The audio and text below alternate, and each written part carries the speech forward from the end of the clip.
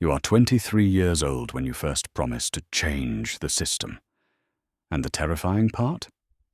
You actually mean it. You grew up watching ordinary people struggle while powerful men lied on television with perfect smiles. You hated them. The corruption, the fake speeches, the empty promises. So when your first campaign begins for a small city council position, you feel different, better. You shake hands passionately. Talk about honesty, transparency, justice. People believe you because your anger feels real. That's the dangerous part about corruption. It rarely begins with evil people. It begins with ambitious people who slowly learn how power actually works. At first, the campaign feels exciting. Local interviews, crowded community meetings, supporters chanting your name. For the first time in your life, people listen when you speak. That changes human psychology faster than most realize. Attention becomes addictive.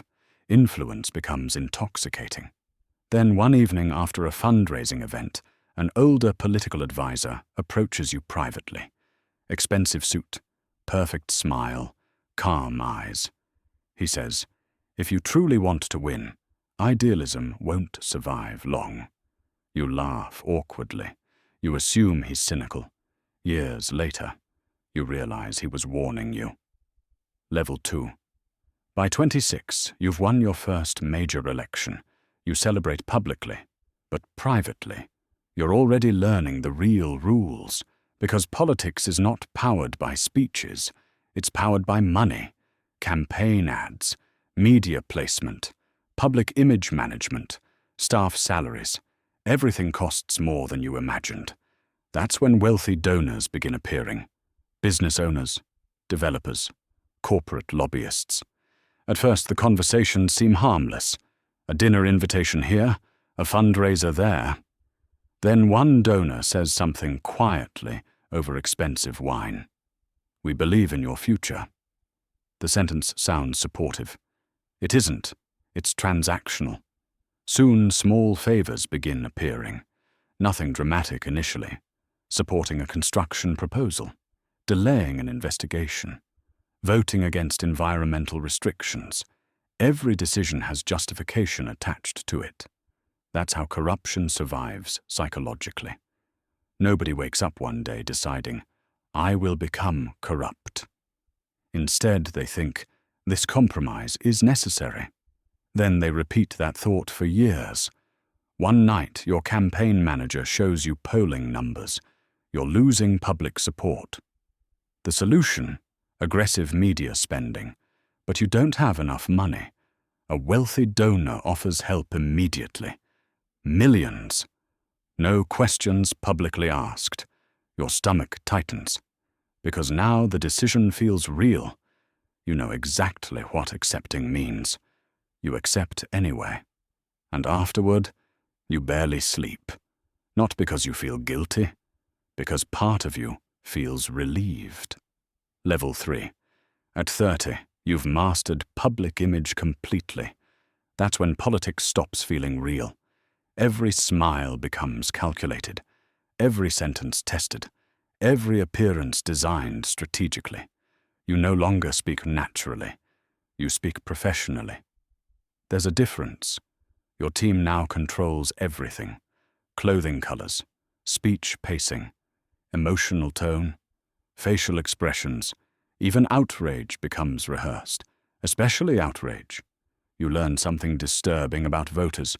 People often reward confidence more than honesty. That realization changes you permanently. Soon scandals begin surrounding your office. Misused funds, private contracts, suspicious relationships with corporations. Publicly, you deny everything calmly. Privately, you know most accusations are partially true. That's another thing corruption does. It slowly destroys the line between truth and strategy. One evening, a young journalist confronts you unexpectedly after an event. She asks directly, "Do you actually believe the things you say publicly?" For a moment, you almost answer honestly. Then cameras appear nearby. Your political smile activates automatically. You give a perfect answer without saying anything real. The journalist notices immediately. Her expression changes from curiosity to disappointment. That look follows you home, because deep down, you remember being young enough to hate politicians exactly like yourself. Level 4. At 34, you are no longer controlling the system. The system controls you. Lobbyists expect favors, donors expect loyalty, party leaders expect obedience, and now your own staff depends financially on your success. Corruption becomes infrastructure. That's why powerful political systems are so difficult to clean. Too many people profit simultaneously. You begin noticing something psychologically disturbing. Real empathy becomes inconvenient. A factory closes unexpectedly in your district. Thousands lose jobs. Families panic. Publicly, you give emotional speeches.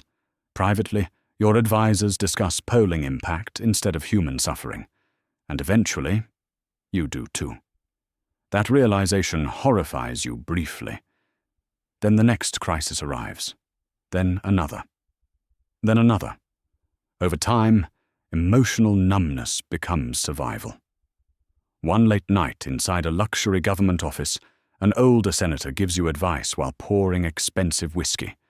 He says, "The public wants heroes, the donors want results.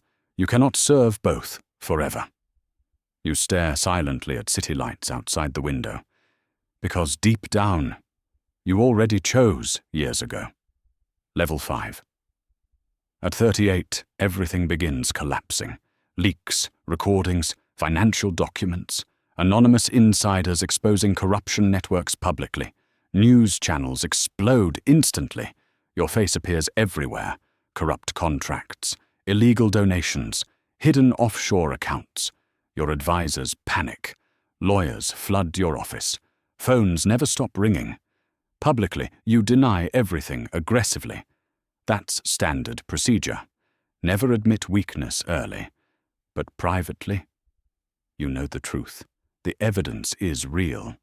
And the most terrifying part, you can barely remember when the corruption truly started, because there was never one giant evil moment. Just thousands of smaller compromises, one betrayal at a time, one lie at a time, one justification at a time. That's how moral collapse actually happens, slowly enough to feel normal. Protesters gather outside government buildings demanding resignation. You watch from behind armored glass. Some hold signs calling you a criminal. Others call you a traitor. And strangely, you don't feel angry, you feel tired, because part of you knows they're right. The final blow comes during a televised hearing. A former staff member testifies publicly against you. Young, nervous, idealistic, exactly like you once were. He says, "At first we thought we were fixing the system. Eventually we became the system." The room falls silent. You cannot stop thinking about that sentence afterward. Final level. At 42, your political career is effectively over. Maybe not officially, but spiritually. The party distances itself. Former allies disappear quietly. Donors stop answering calls. That's another truth about power. Most loyalty is rented temporarily. Your office feels strange now. Too quiet. Too large. Too empty. One evening, you sit alone behind your desk, long after everyone leaves. Rain hits the windows softly outside. You stare at old campaign photographs from 20 years earlier. Back when your smile was genuine. Back when you believed honesty alone could survive politics. You barely recognize that version of yourself now. And maybe the darkest truth about corruption is this: nobody believes they are the villain while becoming one. Human beings adapt morally faster than they realize, especially when power, money, and attention reward the transformation. Eventually, Your resignation speech airs publicly, carefully written, legally safe, emotionally polished. You apologize without truly confessing anything. The public watches silently, some angry, some satisfied, most already moving on, because politics trains the world to expect corruption eventually, and as security escorts you from the government building one final time, you realize something terrifying. The system never needed honest people. It only needed useful ones.